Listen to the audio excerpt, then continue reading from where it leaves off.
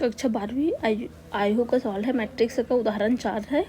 देखिए page number 45। यहाँ पर दिया है यदि इतना आयु इतना दिया है और बराबर में इतना दिया, दोनों बराबर है तो हमको क्या करना है, A B C X Y तथा जेड का मान ज्ञात करना है। तो यहाँ पर क्या करना है, जो कि क्या लिख सकते हैं, दिए गए जो आयु है दोनों क्या है, आयु दिए गए आयु समान है या फिर क्या बोल सकते हैं बराबर, तो इनके अवयव भी क्या होंगे, समान होंगे। तो इनके अवयव भी क्या होंगे, समान होंगे, मतलब बराबर होंगे। ठीक है, होंगे। तो इस तरीके से क्या करेंगे, तुलना करेंगे। मतलब क्या है, देखिए पहले हम क्या है, x+3 है, एक बार जैसे हल करोगे ना तो एक बार डबल उतारना है। यहाँ पर मैं एक बार लिखी हूँ, x+3 का तुलना करेंगे किसके साथ, इसके शुरू वाले के साथ, इसके बराबर में क्या होगा, 0 हो जाएगा।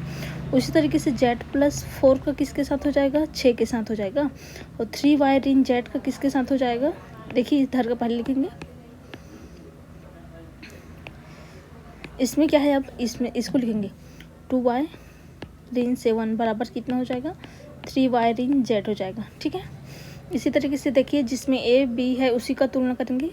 देखिए अब इसमें z का, इसमें x का मान निकलेगा, इसमें z का, इसमें y का मान निकलेगा। अब a b वाला देखेंगे, देखिए ऋण 6 और ऋण 6 का तुलना करेंगे तो क्या तुलना करने का कोई है क्या, दोनों बराबर, मतलब क्या है, इसमें कोई मान निकलेगा। अब क्या करेंगे, देखिए लिख देती हूँ लिखने के लिए, ऋण 6 बराबर क्या हो जाएगा, ऋण 6 ही होगा। a ऋण 1 बराबर में क्या लिखेंगे, ऋण 3 हो जाएगा। और 0 बराबर कितना हो जाएगा, 2c प्लस क्या है, ये 2 है ना, z नहीं है, यहाँ पर से क्या है, 2 है। मैं पूरा को बराबर में लिख दे रही हूँ तो आपको समझ आएगा। देखिए 2, ठीक है। अब इधर देखिए, यहाँ पर क्या है, b ऋण 3 बराबर कितना है, 2b प्लस 4 है। ठीक है, और ऋण 21 बराबर कितना है, ऋण 21 है। और क्या है, 0 बराबर क्या लिखेंगे, 0 ही लिख दे, ऐसे कॉमा दे दे करके लिखना, जो बराबर की बात है इस तरीके से। ठीक है, इस तरीके से। तो यहाँ पर क्या है, अब मान निकालना है। तो यहाँ पर देखिए एक एक ठने हल करेंगे, इतना लिख लें। अब एक एक का मान निकालते हैं। देखिए यहाँ से देखिए कलर चेंज करते हैं, x धन 3 बराबर 0, पहले इसको हल करेंगे। तो यहाँ से x का मान क्या निकलेगा, देखिए x धन 3 बराबर 0 है। तो यहाँ पर ना इसको देखिए थोड़ा सा इसको हटाते हैं, जो एक्स्ट्रा लिखा है ना उसको हटाती हूँ तो हल करते बनेगा। क्या दूसरे पेज में जाऊँगी तो फिर से समझ नहीं आएगा। तो यहाँ बस देखिए, इसको सवाल को भी मैं हटा दे रही हूँ, इधर लिख लेना बराबर वाले को, इसको हल करेंगे।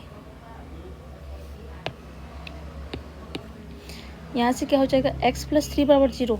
ठीक है, तो x+3 बराबर 0। तो यहाँ से क्या हो जाएगा, x का मान ऋण 3 हो जाएगा, पक्षांतर करेंगे, धन में है तो इधर जाएगा तो ऋण। तो पहला मान निकल गया हमारा, कि इसका मान x का पहला आंसर हो गया। ठीक है, x का मान।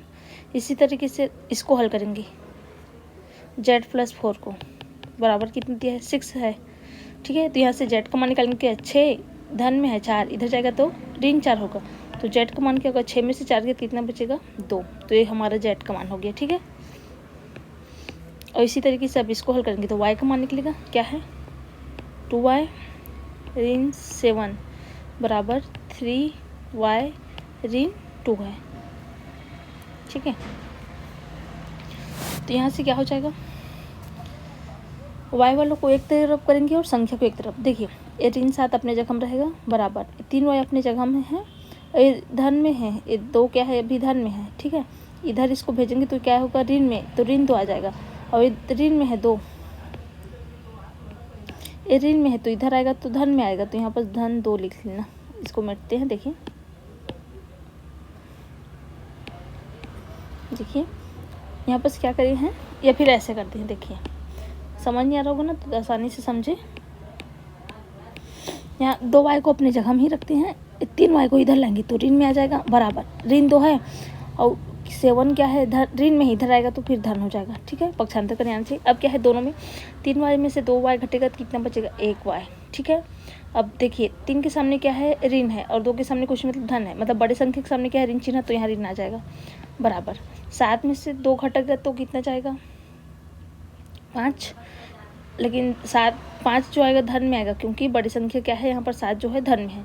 तो y का मान निकालेंगे तो कुल मिला के कितना होगा, 5/1 आएगा, मतलब क्या होगा, -5 होगा। तो y का मान कितना आएगा, -5 आएगा।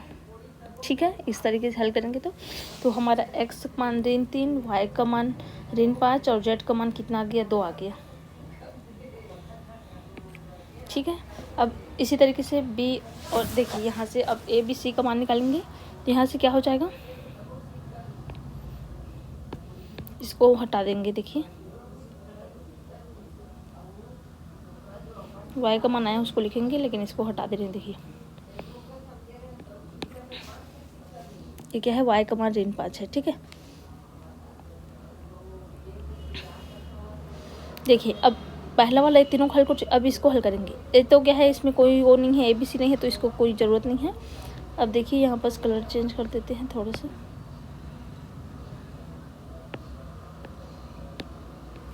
देखिए अब क्या करेंगे, a-1 = 3 है, तो यहाँ से एक मान निकले, a-1 बराबर कितना है, -3 है। ठीक है, तो यहाँ पर क्या हो, एक का मान करेंगे तो -3 और -1 है, इधर आएगा तो धन 1 आ जाएगा। तो एक का मान क्या है, 3 में से 1 गया तो कितना बचेगा, 2। लेकिन किस में बचेगा, ऋण में, क्योंकि बड़े संख्या 3 के सामने क्या है, ऋण का चिन्ह है। तो एक का मान कितना आ गया, -2। अब देखिए यहाँ से हल करेंगे, इन दोनों को हल करेंगे तो यहाँ से c का मान निकलेगा। देखिए क्या हो जाएगा, 0 = 2c + 2 है, तो यहाँ क्या हो जाएगा, 0 = 2c + 2 है ना। तो यहाँ पर 2c को अपने जगह हम रखेंगे, 2 को क्या है, धन में है, इधर आएगा तो ऋण में हो जाएगा। ठीक, तो यहाँ पर क्या है, ये 2 धन में, इधर आएगा तो -2 धन 0 लिख दे रही हूँ अभी ना, 0 को समझ आया करके, बराबर 2c। अब क्या होगा, 2 में -2 और 0 मतलब 0 का कोई वैल्यू क्या नहीं, तो -2 बराबर 2c। अब ये क्या है, 2 और c क्या है, गुना में है, तो अब इधर पक्षांतर करेंगे 1 वाला 2 को, तो भाग में आएगा, तो -2/2 बराबर c होगा। अब 2 और 2 कैंसिल होगा तो कितना बचेगा, -1 बराबर c। तो c का मान कितना आएगा हमारा, -1 आ गया। ठीक है, अब इसको भी मिटा देते हैं। अब क्या बचा है,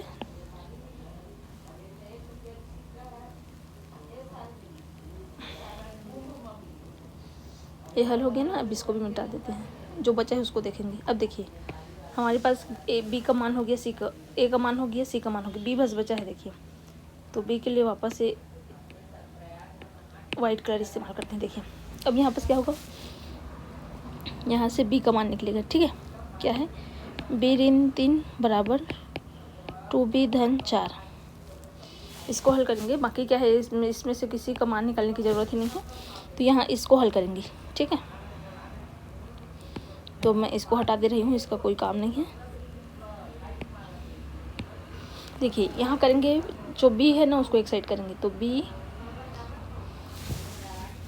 ये 2b है, इधर आएगा तो ऋण में आएगा, बराबर धन 4 है, तो 4 अपनी जगह में रहेगा, ये ऋण में है, इधर आ जाएगा तो धन में आ जाएगा, पक्षांतर करेंगे तो। ठीक है, तो b वाला को एक साइड कर दिए, संख्या को एक साइड कर दिए, 2 में से 1 इधर बीच में b की जगह कुछ नहीं, मतलब क्या, धन का चिन्ह है, 2b में से 1 भी घटेगा तो ऋण 1 भी बचेगा, क्योंकि ऋण संख्या क्या है, बड़े संख्या के सामने जो चिन्ह रहता है वही लगाते हैं। तो यहाँ पर ऋण 1 आएगा, क्योंकि 2 के सामने क्या है, ऋण चिन्ह है, बराबर 4 और 3 जोड़ के कितना हो जाएगा हमारा, 7 हो जाएगा। ठीक है, फिर b का मान क्या हो जाएगा, एक गुना में है, यहाँ पर गुना में है, भाग में आ जाएगा, तो 7 बटा में ऋण 1 आएगा, मतलब क्या आएगा, ऋण 7 होगा। और नीचे में 1 को लिखने की जरूरत है क्या, नहीं, तो b का मान कितना आएगा, ऋण 7, मतलब क्या आया हमारा पूरा मान टोटल, यहाँ पर लिखते हैं। देखिए ये हल को भी हटा दे रहते हैं। यहाँ से देखिए a का मान कितना आया है, लाइन से लिखते हैं। ठीक है, ऋण 2। ठीक है, b का मान कितना आ गया है, b का मान ऋण 7, c का मान कितना आया है, ऋण 1। ठीक है, और x का मान कितना आया है, x का मान है ऋण 3, y का मान आया है ऋण 5 और z का मान आया है 2। तो हमारा ये क्या है, यही आंसर है। इस तरीके से क्या है, पूरा को तुलना करोगे तो आपको समझ आ जाएगा। वीडियो अगर हेल्पफुल लगी तो प्लीज़ चैनल को लाइक, सब्सक्राइब, शेयर करना भूलें। Thank you.